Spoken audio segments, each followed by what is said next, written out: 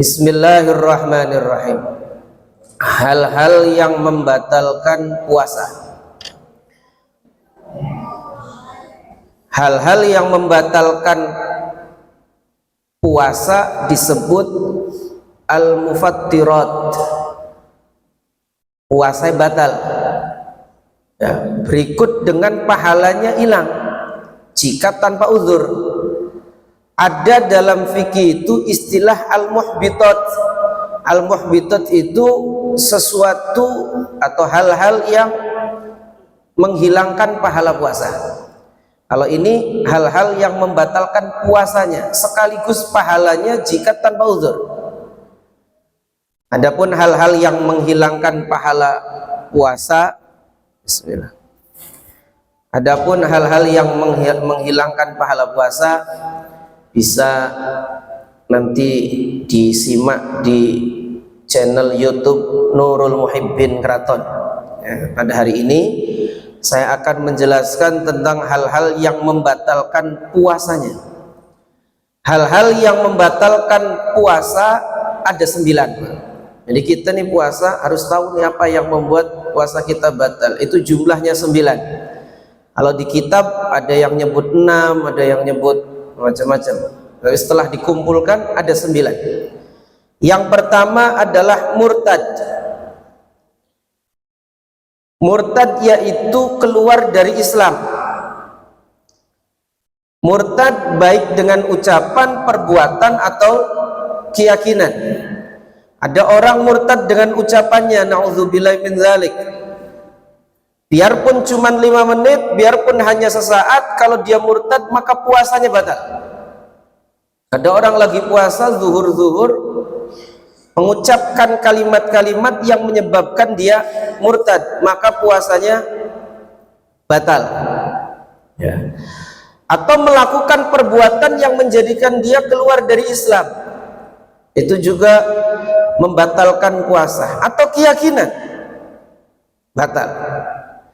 Bagi orang murtad, Pak, Bu, bagi orang murtad wajib untuk mengqadha puasa yang ditinggalkan saat murtad walaupun saat itu dia gila. Misal di daerah mana begitu ada orang umur 30 tahun murtad, na'udzubillah min dzalik. Masuk Islam lagi umur 50 tahun, berarti murtadnya 20 tahun. Ketika dia masuk Islam lagi, dia harus mengqadha semua puasa yang ia tinggalkan selama 20 tahun, juga sholatnya wajib qadha. Orang murtad, walaupun saat ia murtad gila, umur 30 tahun murtad, umur 31 tahun gila, edan, sadar umur 50 tahun tetap wajib qadha puasa dan sholatnya. Berbeda halnya dengan orang yang semula non-Islam atau kafir.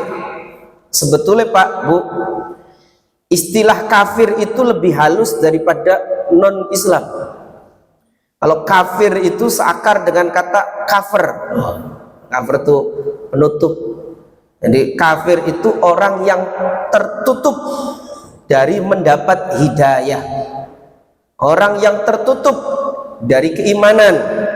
Hari non-Islam, non artinya tidak, Islam artinya selamat. Non-Islam artinya orang yang tidak selamat. Ayo, mending wong kang tertutup tahu mending wong kang beli selamat. Itu kasar kafir asli secara bahasa itu. Jangan sempat rame ya. Non muslim orang yang tidak selamat. Muslim itu orang yang selamat. Non muslim berarti orang yang nggak selamat. Berarti orang celaka. Ya. Kalau ada orang kafir non muslim yang dia kafir, dia tidak masuk Islam atau agamanya non Islam sampai umur 95 tahun, lalu kemudian dia masuk Islam, tidak ada kewajiban untuk qada puasa dan sholatnya. Ada orang non muslim, orang kafir 85 tahun masuk Islam, besoknya mati, nggak ada kewajiban untuk qada, insyaallah. Yang kedua, hal yang membatalkan puasa, nomor satu murtad, nomor dua muntah dengan sengaja, mencari sebab ya. Muntahan itu najis. Jadi kalau ada orang muntah, Pak, Bu, sering waktu kita ngaji fikih di sini saya tekankan, muntahan itu najis. Kalau ada orang muntah, maka mulutnya najis. Karena mulutnya najis, maka jangan langsung diminumi. Kalau langsung diberikan minum, minumnya campur muntahan, minumnya menjadi najis, menjadi najis. Jika ditelan berarti nelen najis. Ki wong Cirebon latah kapan ana wong muntah, gak dinumi, kumur dikit. Ya, kumur dulu sebab mulutnya najis. Ini muntahan itu najis. Ya. Dan muntah dengan sengaja bisa membatalkan puasa. Kalau muntahnya nggak sengaja nggak batal. Itu di waktu puasa. Kalau sudah buka sih terserah. Ana wong villa Intan buka puasa mangan kolak. Karena nafsu. Jadi mangan kolang kaling nggak dikunyah lagi, langsung ditelan nih, 3 mangkok lagi. Nah, pas sholat maghrib mual, sujud melarat, kolang kalingnya masih utuh. Pertanyaannya, oli jadi basuh atau di hiji?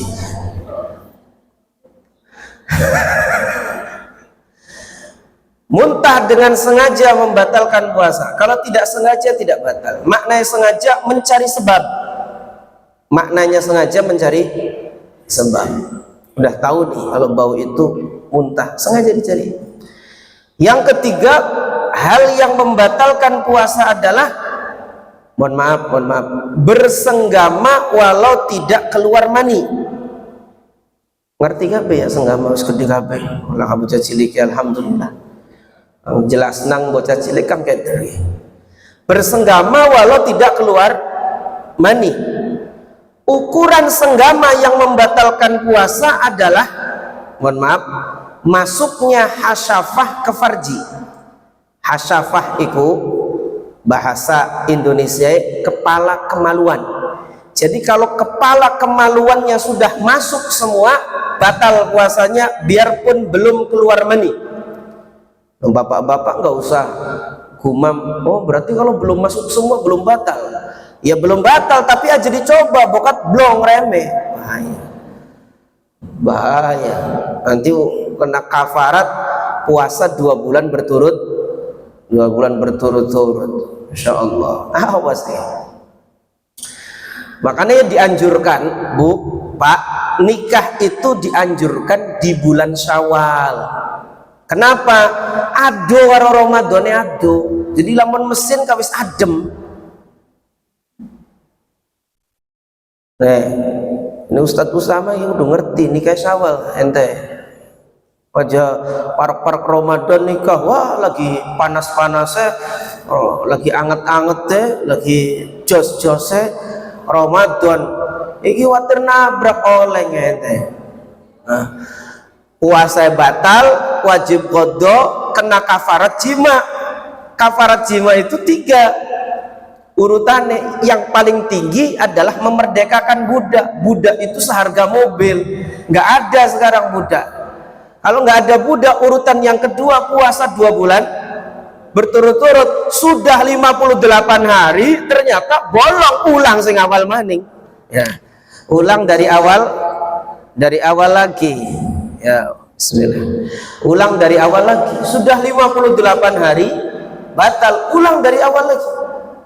Insyaallah. Ini ada sahabat Nabi, ya Rasulullah, nabrak ya Rasulullah. Maksudnya gimana? Ya hubungan suami istri siang hari bulan Ramadan dikuat, Apa maning rabine ayu, glowing, seksi. Wah, yes. Masya Allah. Kata Nabi, engkau harus puasanya batal, wajib qadha, harus memerdekakan budak. Ya Rasulullah, saya ini orang miskin, budak itu mahal. Nih sahabat didhawuhi, ya kalau begitu kamu harus puasa 2 bulan berturut-turut. Ya sahabat itu pinter. Ya Rasulullah, puasa Ramadan sebulan bejebol je. Masa kok kon 2 bulan? Masa suruh 2 bulan? Nabi kita Muhammad sallallahu alaihi wasallam ini nabi yang rahmah, nabi yang kasih sayang. Ya, kalau nggak bisa 2 bulan berturut-turut, kamu nggak kuat, ya kamu harus ngasih 60 orang fakir miskin makan makanan pokok dengan 1 orang 1 mud 6,7 on. Ya Rasulullah, saya ini orang miskin ya Rasulullah. Ini rahmatnya Nabi kita, ngasih 1 karung kurma ini bagi-bagikan ke penduduk Madinah 60 orang. Muter-muter bawa karung isinya kurma, balik lagi, ya Rasulullah, ternyata di Madinah itu yang paling miskin saya. Masya Allah. Nabi itu marah ya enggak, ngamuk juga enggak. Nabi mengatakan ya aja diulangi, wes kurma yang gue ente lah. Masya Allah. Walaupun potongannya kula Pak Haji Eman waya tak citaki. Masya Allah. Ini Nabi Muhammad kurmanya dikasih. Ya. Lah untung sahabat itu nggak potongannya kayak kita bapak-bapak yang sing belegedut. Kalau kita kan nanti di awal begitu, nanti akhir Ramadan kurma entok ya mau onon maning telinga ngadu maning kalau kurma maning. Masya Allah. Jadi bersenggama walau tidak keluar mani membatalkan puasa. Ya, yang terbaik nikah itu di bulan Syawal agar jauh dengan Ramadan. Kecuali imannya kuat, orangnya soleh temenan. Ya, kalau kita nih Pak, kadang soleh kadang toleh. Ya, toleh kok lawannya soleh. Kemarin buyutnya, cicitnya Syekhuna Kiai Haji Khalil Bangkalan, Mbah Khalil Bangkalan, maha gurunya Hadratus Syekh Hasyim Asy'ari, itu Lora Ibrahim Al-Khalili itu nikah 1 hari sebelum Ramadan. Ini 1 hari sebelum Ramadan nikah. Dan memang ada Pak ulama itu yang nikah di bulan Ramadan, tasraweh nikah. Ya nggak apa-apa kalau imannya kuat dan soleh. Kalau imannya beripati kuat, ini model kayak kita nih, kalau pilkada disogok 50 ewe kok deket, nggak mau lah saya disuap. Kapan uangnya 300.000 baru mikir-mikir. Kalau 500.000 ya boleh lah. Nah itu namanya iman. Ya iman apa ya Allah. Nah beliau memang alim betul, soleh betul, ya itu silakan, nggak apa-apa ya, nggak apa-apa. Jadi bersenggama walau tidak keluar mani itu membatalkan puasa. Ukuran senggama yang membatalkan puasa adalah masuknya hasyafah, kepala kemaluan, ke dalam farji. Farji itu dalam istilah puasa ini baik lubang depan maupun lubang belakang, baik dari manusia atau hewan, baik yang hidup atau yang sudah mati. Ya, ini dosa Pak, insyaallah. Dan dilakukan dengan sengaja, tahu itu haram atas kemauan sendiri, bukan paksaan.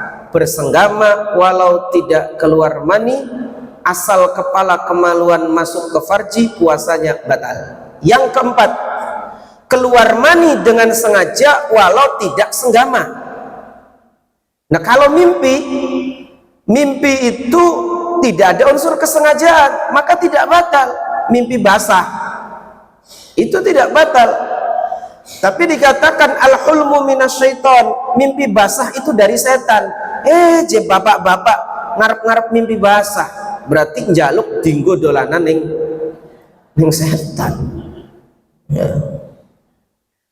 Mimpi basah itu dari setan, maka termasuk min khosaisin Nabi sallallahu alaihi wasallam, termasuk keistimewaan Nabi kita Muhammad SAW adalah Nabi Muhammad tidak pernah mimpi basah. Nggak pernah Nabi Muhammad.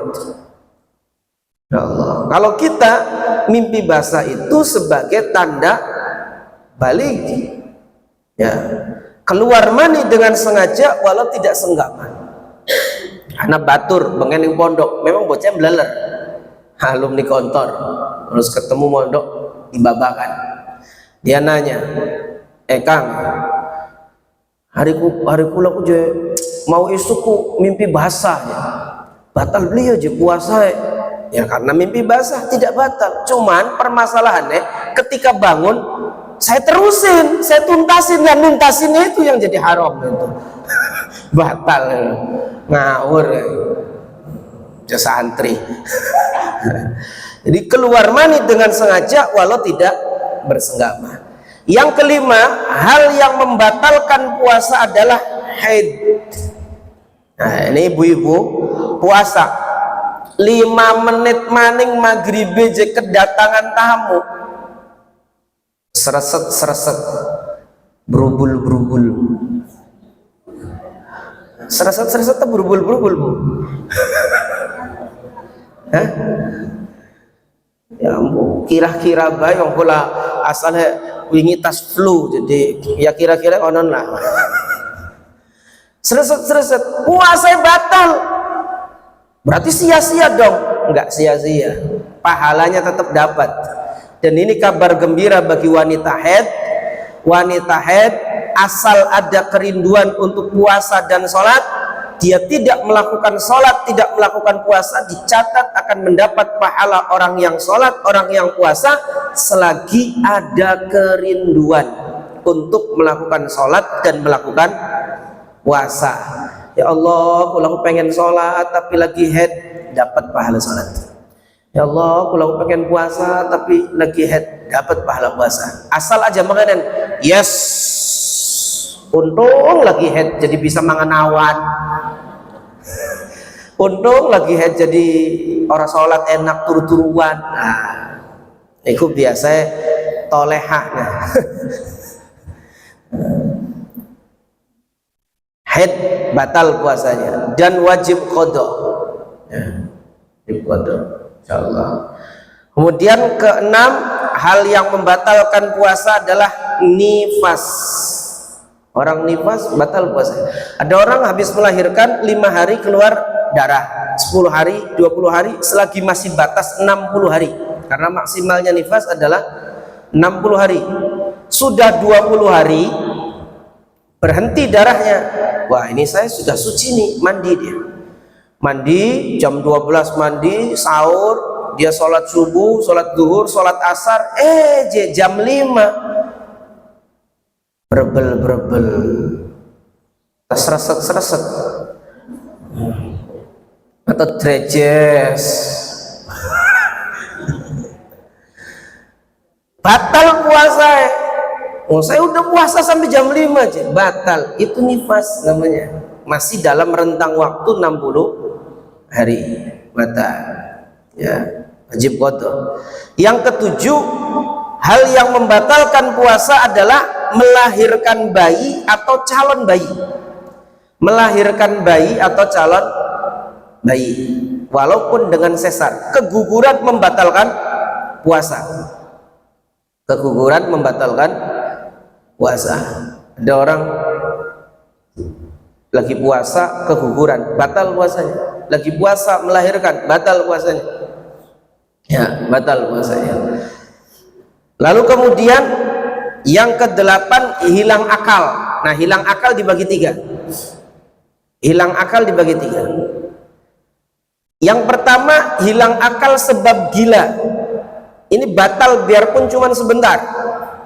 Ada orang lagi puasa zuhur-zuhur ngomong sama tiang listrik.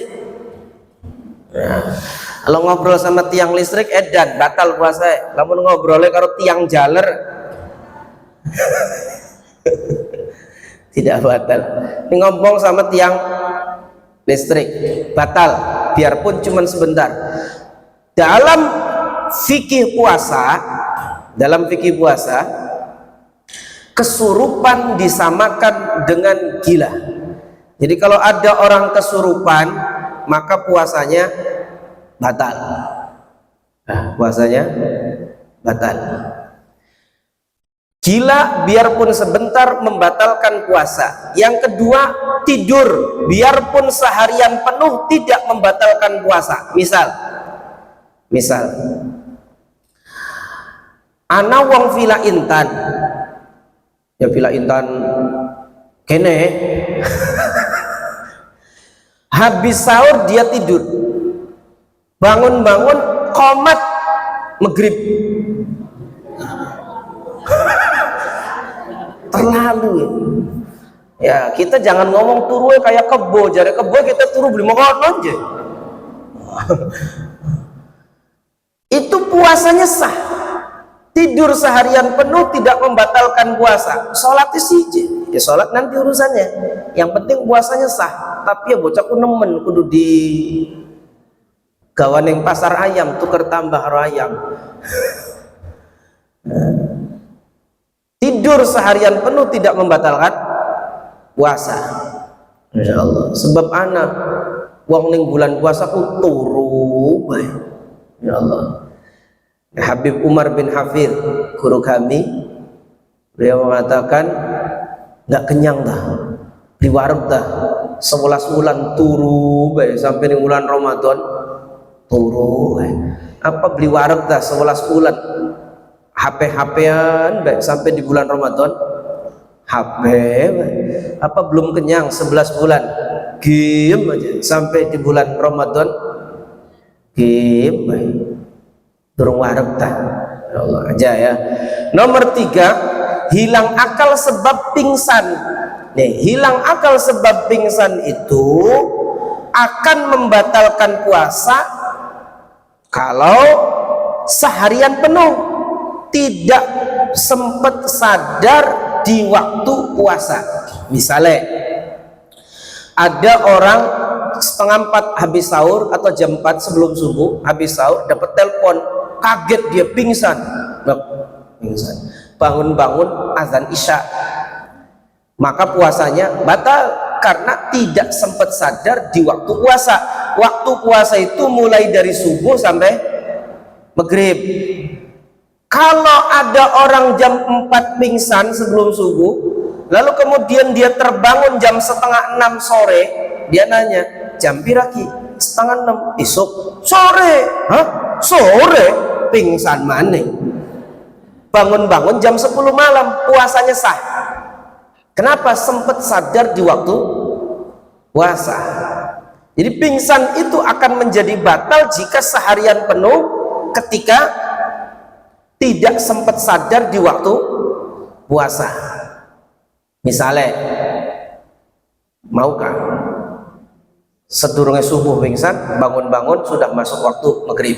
Sekarang pertanyaan, ada anak sekolah puasa hari Senin, pas lagi upacara bendera hormat gerak, ya, pingsan, bangun-bangun azan isya, puasa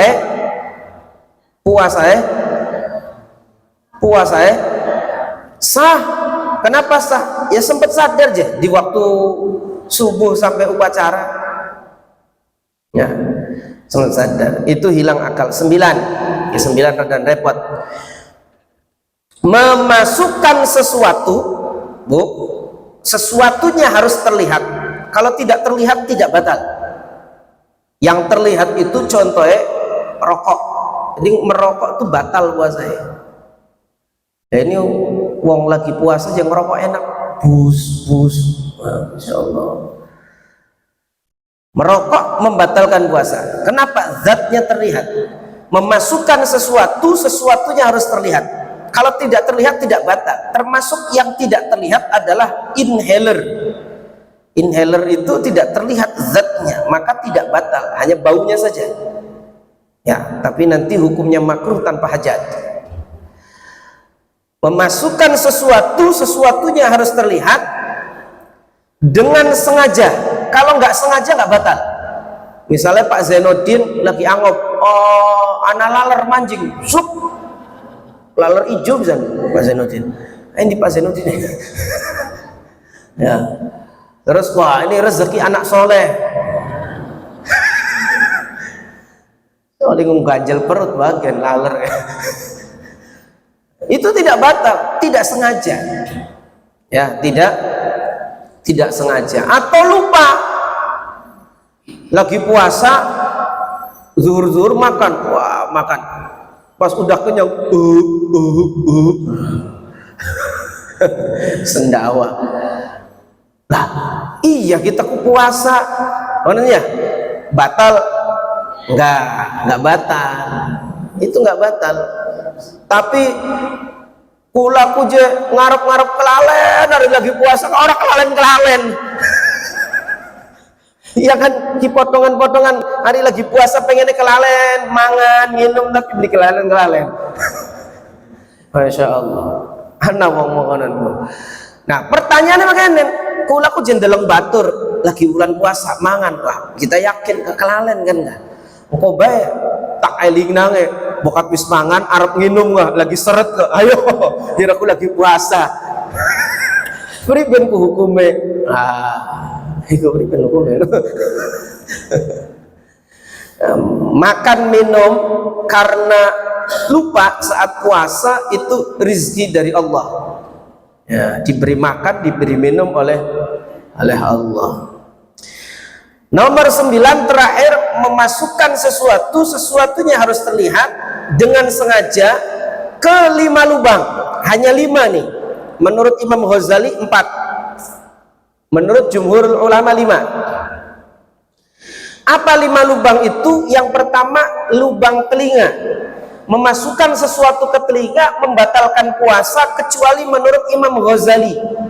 Kalau menurut Imam Ghazali, memasukkan sesuatu ke telinga tidak membatalkan puasa. Jadi kalau ada di antara kita yang lagi puasa, masukkan air ke lubang telinga, itu puasanya tidak batal, tapi insya Allah otaknya koplak. Otaknya koplak. Dibatal, menurut Imam Ghazali. Kalau menurut ulama yang lain batal. Batasannya, memasukkan sesuatu ke telinga itu, ini apa namanya Pak? Kelingking, jentik dimasukkan ke telinga, batas maksimalnya itu. Lebih dari itu batal. Misal ini dalam telinga saya misalnya ya, saya masukkan kelingking saya jentik, batasnya sampai 3 jari nih.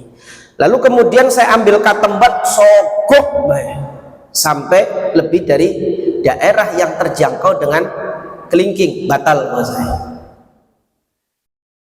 Jadi orang puasa pakai katembat bagaimana hukumnya tergantung ngoreknya.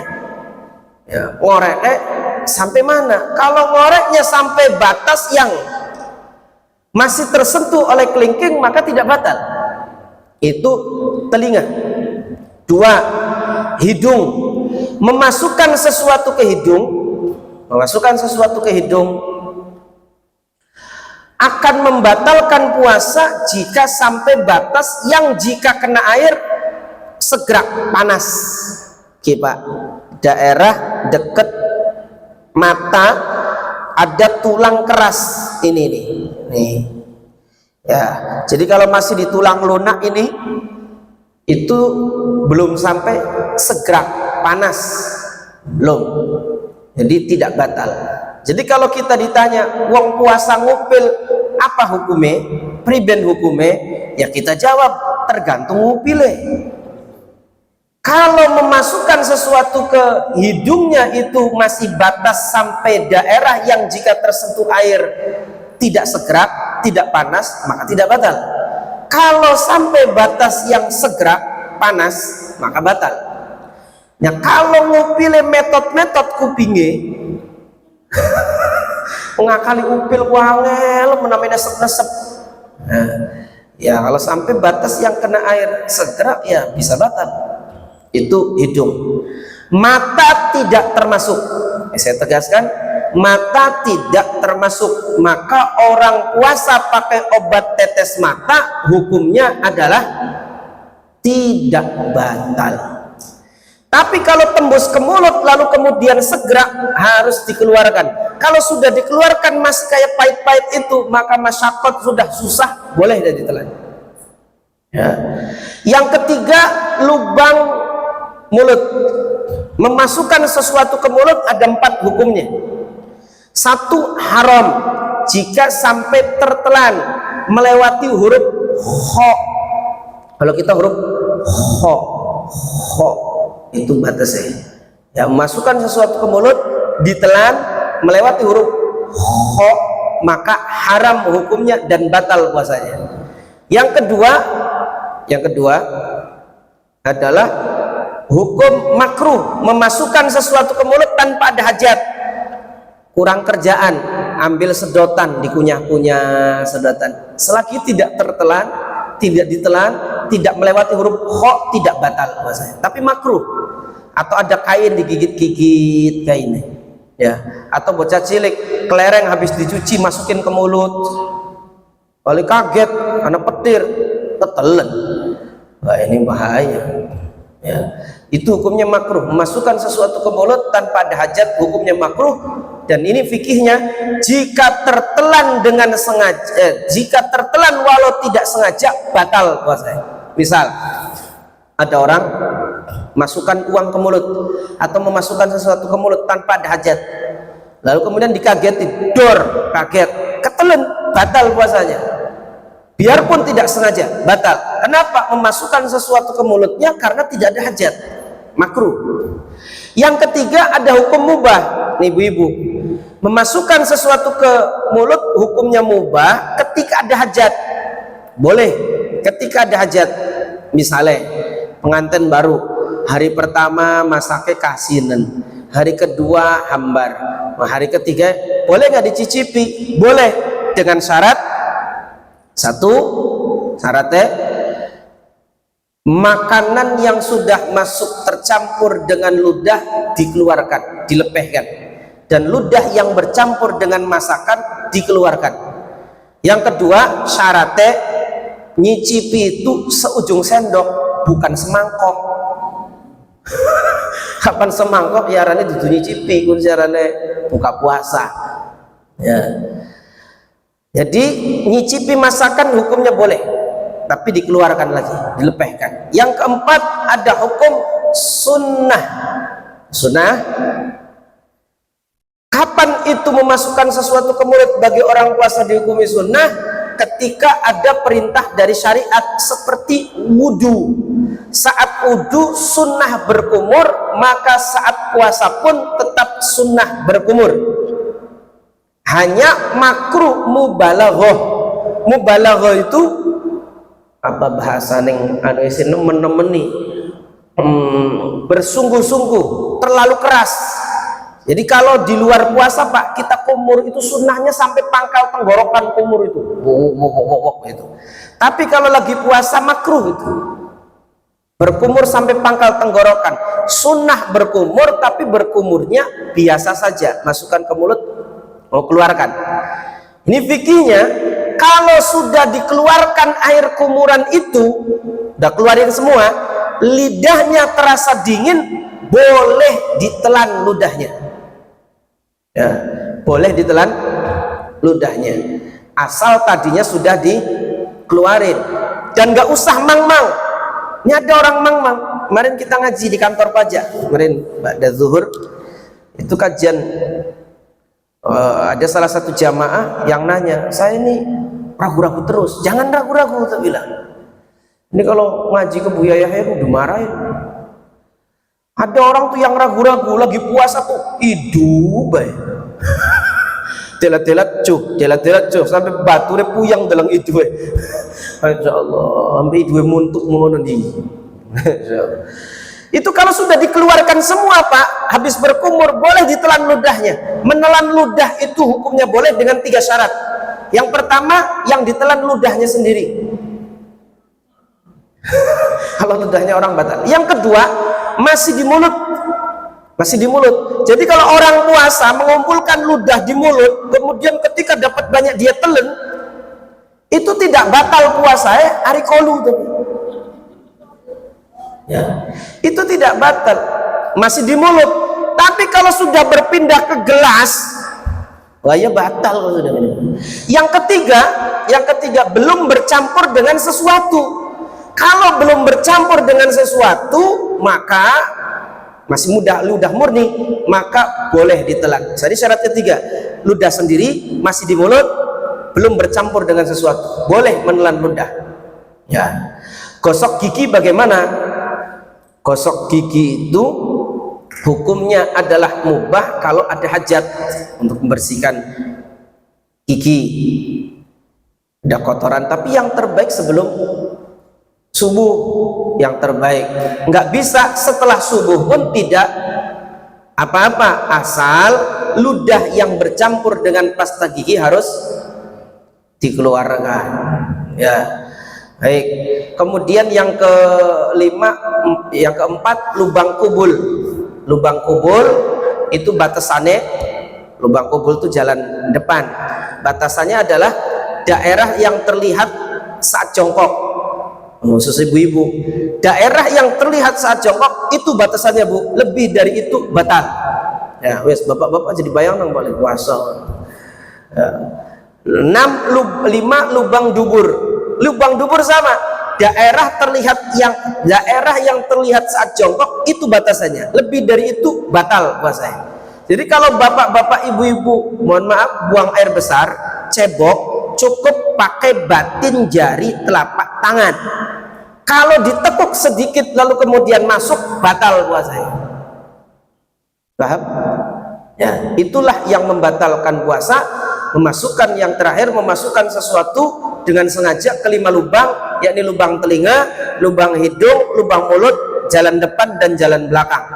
Ya, impus suntik menurut sebagian ulama tidak membatalkan puasa.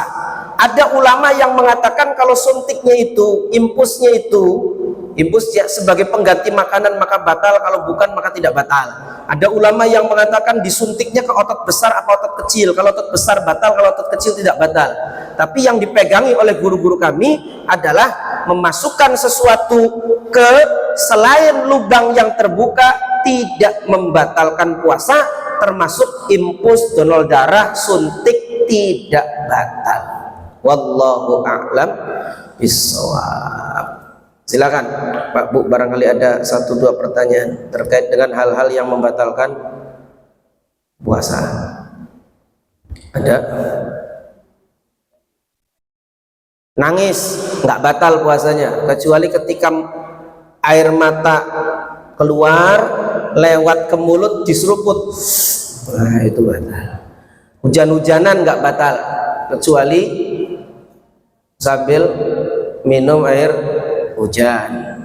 Apalagi Bu, keramas beli batal puasa, nggak batal, kecuali puasa Arab nyedot banyak keramas. Berendam termasuk tidak batal. Ada sahabat Nabi lagi puasa berendam di air, itu tidak batal. Air masuk ke pori-pori tubuh tidak batal. Termasuk ibu-ibu yang pakai lip balm, apa namanya Bu, yang di bibir lalu kemudian nyerap di pori-pori, itu tidak batal. Nyerap di pori-pori, ya. Tapi lamun dijilat ya kemudian ada rasa, ya harus dikeluarkan. Baik, itulah hal-hal yang membatalkan puasa. Mudah-mudahan Allah kasih kekuatan kepada kita untuk berpuasa dengan baik, dengan benar, sesuai dengan tuntunannya. Allah menerima ibadah puasa kita. Amin ya rabbal alamin. Mari kita tutup dengan doa. Allahumma shalli ala sayyidina Muhammad wa ala ali sayyidina Muhammad walhamdulillahi rabbil alamin.